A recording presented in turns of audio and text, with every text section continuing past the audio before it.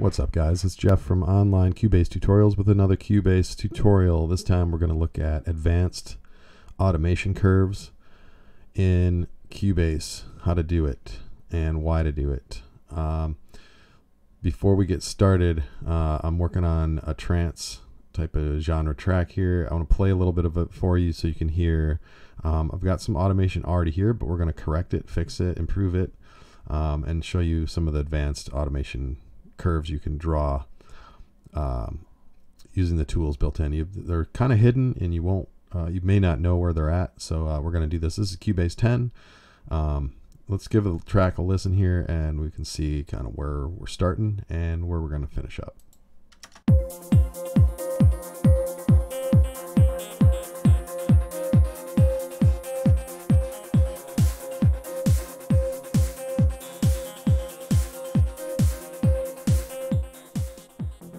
This bass comes in here, we're going to look at the automation track right here.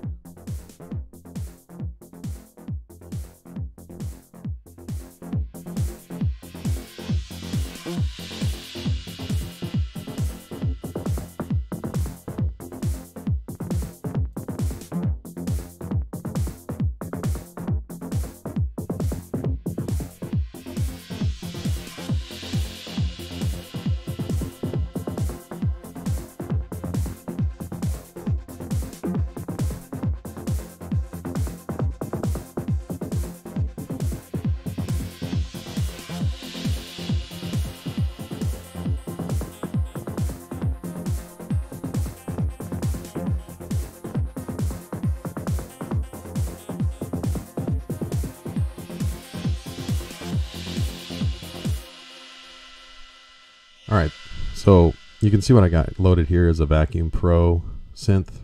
I think I tweaked it a little bit, it's maybe the based on this patch here. And I really like messing with cutoff filter, and you can see it makes it really punchy. I'm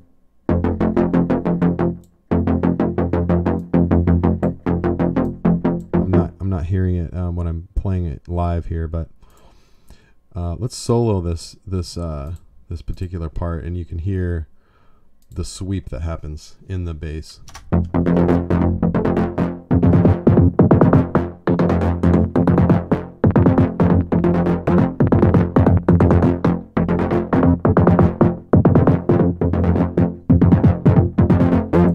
Alright, so what I want to do is show you how to edit this. Normally when you open up a track, you're going to get, if you had recorded automation with it, and I actually attached that automation that I recorded here to the mod wheel, and so I sent the mod wheel to the cutoff filter to record this automation here. So if you're not aware, normally when you open up a MIDI part to edit, it's showing you the velocity, because that's normally what you want to see. That's pretty much the main modifier that you're going to have on any instrument. So if you switch here to, you can switch this to any one of the modulators, and if you have aftertouch, if you press down on the keys of your MIDI controller harder, that's like aftertouch. It'll record pitch bend for like whammy bar type effects. If you have like a guitar sampler, that type of thing. You can change programs. You can do anything you want. Like there's just an enormous amount of controllers that you can set in here, and you have to like look in your synthesizer manual or the VST manual to really figure out where these it's called CC data, continuous controller, right? Because it's continuously sending information. So the way you get to that in here, you can see it puts a little star by the current controller that has information. So if you look at this track, I have it switched here to the modulation track, and I just have that set to continuous controller 1. That's pretty much a default. The mod wheel on your keyboard goes to the modulation of whatever VST you're editing. All right, so let's get into fixing this. You can see this is what I got when I recorded live data. If we wanted to, I could set the in and out points here in Cubase. Really nice. You can just punch in and punch out. and we can play along this. And you can see what I'll do is I'm going to record and arm this track here that has this little empty piece, and we can play along there, and I'll just mess with the mod wheel, and you can see the controller data that we'll get in here. Let me close this because we're going to target a new clip right here based on recording in and out as it plays through this. I'm just going to go hit the mod wheel.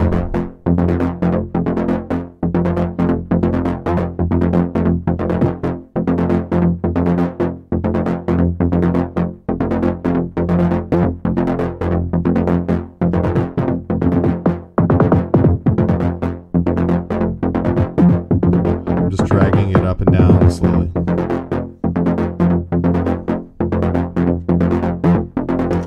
So you can see I just laid down some mod wheel data, and that's just me dragging the wheel to, you know, 2/3 of the way up and then back down, and 2/3 of the way up, back down. So obviously this may work for you. This may be fine if you want to leave it, if you have the perfect touch with your MIDI controller. But in this case, what I'm looking for is something a little bit different from this one, because I just felt like it went too high and it sounded a little bit weird. So let's get into some of the advanced editing. Now normally this is set to line, okay?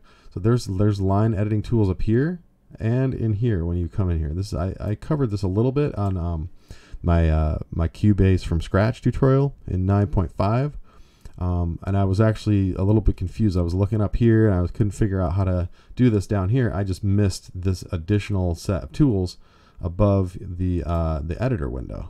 So you can see here now, if I have a line, I can, and this is the other thing, is that it matches your grid and it matches your quantize. So if you wanted, normally you have it set to 16ths, you're going to get fewer notes in a lot of cases. Like if you try to draw in here, you can come in here and draw, and you could basically just draw your controller data. So in this case, it might be fine to have like just a line comes up to here and then back down. That's really what I was going for when I was playing live. So this is an easy way to fix your, and I'm right clicking the mouse, bringing up that little context tool. You can erase certain dots, and drag the dots around. You can delete a section of them. Now here's where you're seeing, if you get into situations like this where you're dragging the points with the arrow tool, you're only getting a different modulation point every 16th note. Now for certain things that might be cool. Like for example, if you wanted to, you could you could simulate like a sawtooth wave, for example. I'm sorry, you could like a square wave, right? So here's an example where if you wanted to simulate a square LFO with automation, you can do it just by setting 1/8 or 1/4, whatever. This is obviously simulating what you would get with a tempo synced LFO, right? So you can do things like that. In this case, what I want to do is just I kind of want to just do a better version of this long sweep. So you can click up here, make this a little smaller. You can see this whole thing. You can drag this up. Unfortunately, they force you to keep that much of the piano roll going. So a lot of times what I'll do is just, to give yourself as much editing area as possible, you can kind of work the windows like so. And you can see this was my original modulation wheel roll that I did to bring in and bring out that cutoff filter on the bass, and the synth bass that I have in this track. So let's go back here. Let's fix this up. So again, I'm gonna scroll back a little bit. I'm gonna zoom to the full window, and you can see really what I want is more of a smooth ramp in. I'm gonna grab the line tool. I'm gonna start like on count 2, measure 1, bring this all the way up to here, let's say, and then all the way back down, ending right before the clip ends. So there you go. Now that's with set to 8ths. You can see the notes are the controller data you get with the line tool it's kind of weird how it works. Like there's more notes here than there. It doesn't really matter.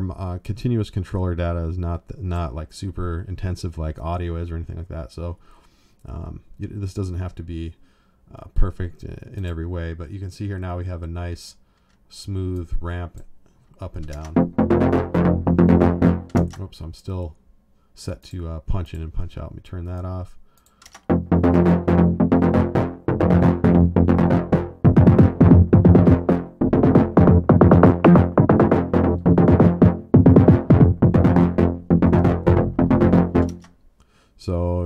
I don't know if you can hear that. It's sending a MIDI controller data to move this cutoff filter, and I'm not really hearing it the same way as I was hearing it before. But anyways, we'll let that go. I'll leave this knob so you can see this knob. Let's rewind here, so you can see that now it's a nice, perfect, smooth transition all the way up and down.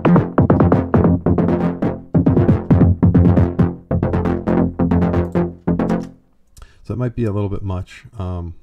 Kind of hits the sweet spot right around here. So I want to kind of tweak it like so. So these are just this is just the built-in line tool. Now, if you never hovered over here, clicked on here, you can see there's a lot of different interesting tools, right? You can paint, right? It's kind of the same as drawing. Square wave, right? And this square wave matches the whatever you have set here. See, you can get a bigger square wave here, and it's kind of interesting. You kind of just have to play with it. Now you can draw different width here, and then you can also, if you hold the shift key, you can compress it. You can if you hold the control key, you can move the phase. So this is a really powerful set of drawing tools in here for controller data, continuous controller data. So let's try some other ones here. There's triangle and sine, obviously, if we want to use that. Same kind of thing. And if you notice, if you hold the control key first and then start drawing, you can kind of pull it out. You can also, if I'm holding shift key, I can change that from being a triangle to a saw. So you can kind of draw a sawtooth automation. And then in this case, I had scrolled too early. This will line up by default. It'll line up with the beat.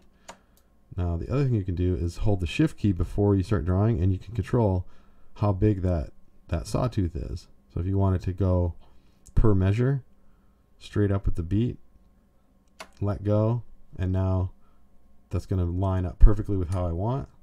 And let's say I wanted it to start, down and then move up. You got that. And then I wanted to hold the shift key, and let's see, I kind of messed that up there. Let's try that again. To get really good at this, it does take some practice. So again, I'm going to hold the shift key.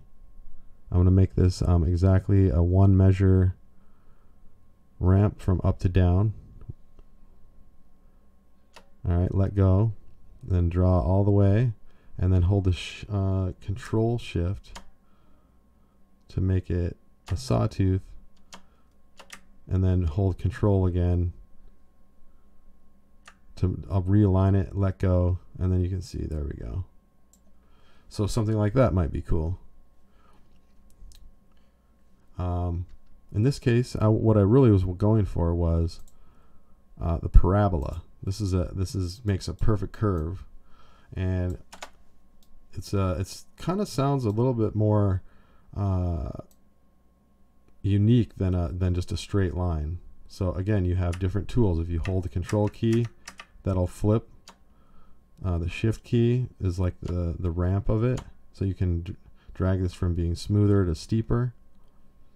I want this to be pretty smooth, and I'm going to come back here and just kind of smooth ramp that in. Now this goes the other way, so there's actually like 4 different types of curves. You can see that's slightly different than if I do it this way. If I start here and go back, it's got some acceleration in the different direction. So again, play around with your modulation settings and draw with these different tools and give it a listen, and use the control keys along with it, like Control, Shift, and Alt. All do different things in there. So let's listen one more time. I'll unmute this. We'll listen to it within the whole track. You'll hear it.